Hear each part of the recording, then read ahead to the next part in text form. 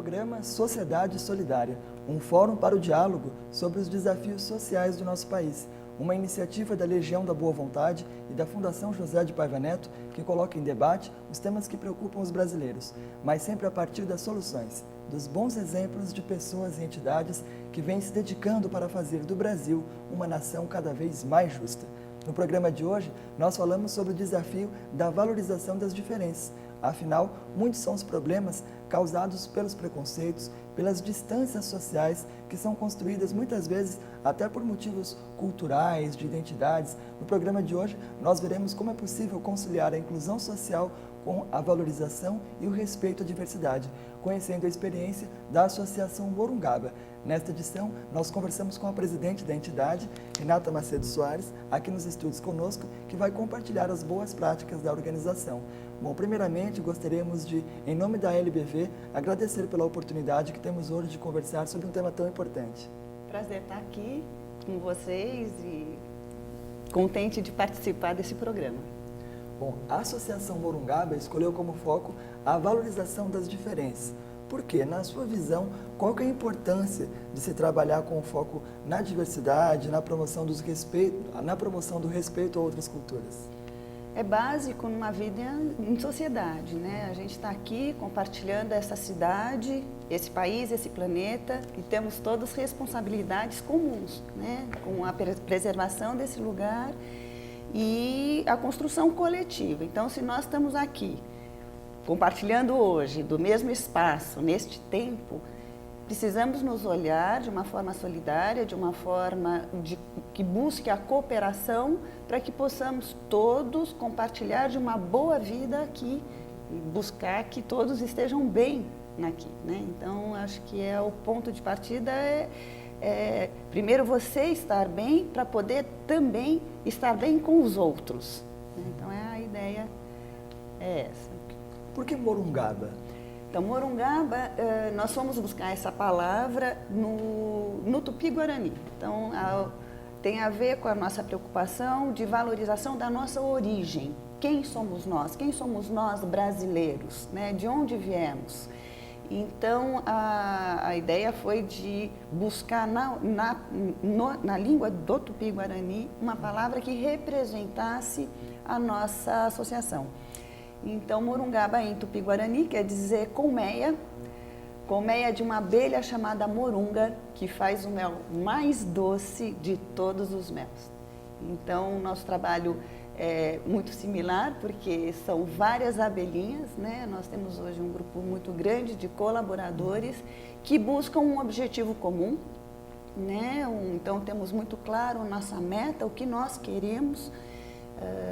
Então, inspirado no movimento das abelhas que se organizam e cada um tem uma função e é numa ação colaborativa que elas produzem o mel. E assim é a Morungaba. E como surgiu a ideia de se realizar um trabalho dessa natureza, com foco em crianças e adolescentes, inclusive? Como que esse grupo foi formar a Associação Morungaba? No início era apenas uma ideia, uma boa intenção que começou muito de pequenininho, né? Então, a Morungaba não já nasceu grande como ela está hoje. Ela era uma iniciativa bem pequena que se ocupava do nosso bairro e que aos poucos foi expandindo. Mas a ideia inicial era a mesma, era a gente poder estar propiciando às pessoas um espaço, um lugar de autoconhecimento que elas pudessem se ver como eu sou capaz, num primeiro momento, para que depois elas pudessem olhar esse lugar onde nós vivemos, né? Quantos recursos que nós não temos na cidade de São Paulo, quantos lugares maravilhosos, quantos espaços que estão hoje, infelizmente, desocupados. Mas museus, centros culturais. Praças, ruas, enfim. Então, a ideia era primeiro olhar para si, olhar para esse lugar e olhar as pessoas, né? Agora, quando se fala em promover o autoconhecimento, ele é um exercício, antes de tudo, interior, né? Da pessoa se dispor. Como que é possível você promover e incentivar o autoconhecimento? Ainda mais trabalhando com crianças, por exemplo. Então, existem vários recursos, acho que existem projetos variados que buscam esse autoconhecimento. No caso da Morungaba, a Morungaba as palavras-chave que estão no nosso logo, inclusive, é o corpo, arte e convivência. Então, nós vamos buscar, através da cultura, da arte, da expressão e, mais recentemente, do esporte também, das ações esportivas, as ferramentas para o autoconhecimento. Então, é através da expressão artística e do conhecimento corporal que vai sendo fortalecida esta pessoa. E ela vai conseguindo responder quem eu sou. Nossa, eu sou uma pessoa com um horizonte de possibilidades. Então, é muito bonito esse movimento de se ver como um horizonte de possibilidades. Né? Então, a autoestima é a mola propulsora para tudo que a gente vai conquistar depois. Se a criança não se vê como um horizonte de possibilidades, para que aprender? Para que se desenvolver? Né? Então, assim, a gente entende que se conhecer como um horizonte de possibilidades é que nos leva a querer se desenvolver e conhecer as coisas e se aprimorar, enfim, estar com as pessoas. Agora, quando vai se realizar um trabalho como esse, que mexe até com a própria percepção, com a maneira como a pessoa percebe o mundo, será que não se encontra uma certa resistência? Quais são os desafios que se encontram no dia a dia para trabalhar com o público? Qual é a receptividade, por exemplo, das pessoas a participarem de ações que trabalham com elementos que não estão presentes no dia a dia delas? Eu acho que assim, a grande barreira nossa é a questão da promoção da inclusão verdadeiramente. Né? Hoje a gente tem essa palavra inclusão desgastada, né? As pessoas falam muito da inclusão e de fazer a inclusão, de acontecer a inclusão, mas ela, com responsabilidade, ela exige muito de todas as pessoas, porque a inclusão todos vão ter que sair do seu lugar para encontrar esse outro lugar onde as pessoas se sintam verdadeiramente incluídas. Né? Então, e não é por ser bonzinho, solidário, é por direito, né? Quer dizer, é porque um ser cidadão tem o direito de estar incluído nas ações que são promovidas na nossa sociedade. Aqui no programa, inclusive, entendemos que a própria solidariedade parte dessa percepção que todas as pessoas têm o direito a serem plenamente felizes, ao desenvolvimento. Então, a solidariedade já parte dessa percepção de como as pessoas devem ter acesso às oportunidades para que, então, a sociedade se mobilize para responder a essas demandas, a essas necessidades sociais. Exatamente, por direito. Com certeza.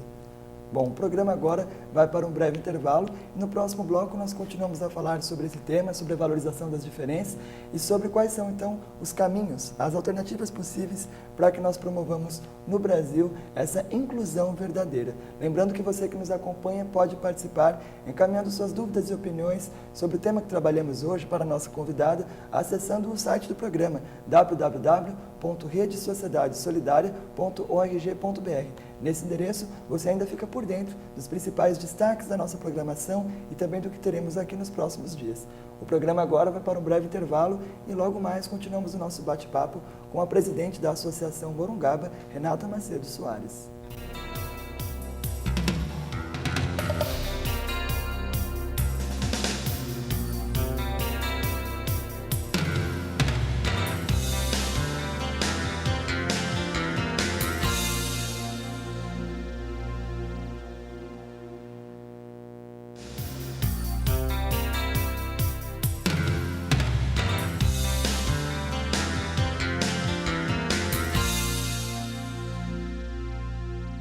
Programa Sociedade Solidária de volta, na edição de hoje falando sobre o desafio de se promover a valorização das diferenças e como esse também é um caminho para a inclusão efetiva social. Para falar conosco sobre este tema, nós conversamos com a presidente da Associação Morungaba, Renata Macedo Soares, aqui nos nossos estúdios, compartilhando a experiência da organização.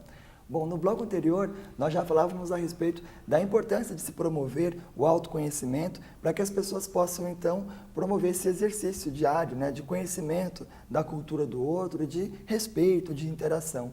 Agora, para isso, ter um enfoque cultural, trabalhar a dimensão da identidade das pessoas, de acordo com a sua origem, de acordo com a sua própria formação familiar, é fundamental, né? Como que esse trabalho é realizado? É um trabalho de respeito, né, de respeito às pessoas. Né? Então, a valorização é da pessoa como ela é. Então, a gente olha a pessoa e fala, nossa, quanta coisa bonita, como você é bonito, quantas coisas você já fez, o que mais dá para se fazer junto, né? Daí vem os desafios de ampliação do desenvolvimento dessa pessoa. Mas o ponto de partida é a valorização do que ela já é hoje, né? Agora, para conseguir se fazer esse trabalho de que o educador, por exemplo, tem uma postura reflexiva, né, de enxergar também a realidade da pessoa, ou mesmo para trabalhar alguns elementos que a gente já conversava no bloco anterior, com relação à arte, expressão corporal, temos aí um desafio pela frente que é o de qualificar os professores. Como fazer isso no Brasil, em que essa é uma deficiência importante do nosso sistema educacional, ainda mais nas séries iniciais, ali nos primeiros anos, que as crianças muitas vezes não são cuidadas, não são educadas por pessoas que foram qualificadas para desempenhar esse trabalho da maneira mais adequada possível. Realmente a educação é uma área importantíssima que a gente não pode nunca deixar de segundo plano, né? Como prioridades políticas. Tem que estar muito preocupado, sim, todas as pessoas com a qualidade do ensino e de pequenininho. A gente às vezes pensa que o ensino começa com a alfabetização, quando a criança está lá começando a escrever, e hoje não, os estudos, as pesquisas na área da neurociência vem mostrando que é de pequenininho, é do bebezinho que a gente tem que se preocupar. Então, a forma como a gente se relaciona com um bebê, que a gente recebe esse bebê no colo, acaricia ou não este bebê, é fundamental para todo o resto da sua vida.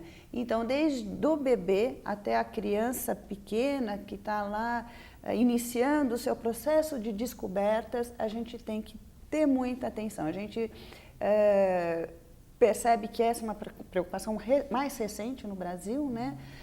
A gente falava antigamente em cuidar da criança pequena, então era uma preocupação maior com relação à higiene, à alimentação, aos cuidados mais físicos e básicos e fundamentais.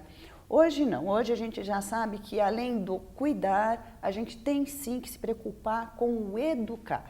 E aí existem técnicas e existem ferramentas apropriadas que são voltadas aos estímulos, né, apropriados para essa criança pequena, mas que é como uma esponja, né? A criança pequena, ela está ali recebendo tudo e muito curiosa com esse mundo. Então, ela tem que receber bons alimentos. É por isso, inclusive, que as próprias leis de diretrizes e bases do Brasil já preconizam a questão da educação infantil, né? Quer dizer, se por mais que nos primeiros anos de vida a criança necessita de uma série de cuidados, mas não se pode abrir mão nunca desse papel educador que deve ser desenvolvido desde o início, desde ali dos primeiros estímulos, né? Para que a criança ela já tenha sua formação corretamente proporcionada pelos espaços educacionais.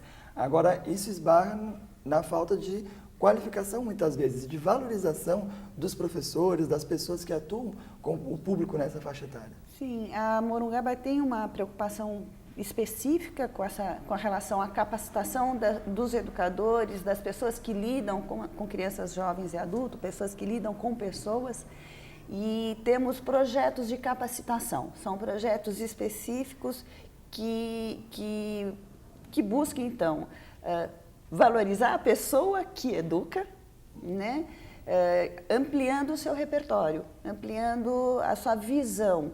Então, as ferramentas que a Morungaba tem usado como ampliação são recursos do próprio corpo em movimento, que a criança é toda motor inicialmente, ela está muito interessada em pegar, em jogar, em tentar ficar de pé, então tem todo um estudo aprofundado na questão do desenvolvimento motor, que é importante o educador saber e se apropriar desses fundamentos, né, do desenvolvimento motor, e também ferramentas artísticas. Então, assim, a gente vê ainda muito escola que usa papel e lápis colorido, mas de maneira muito direcionada. Então, a criança recebe a figura do palhaço e tem que pintar o chapéu.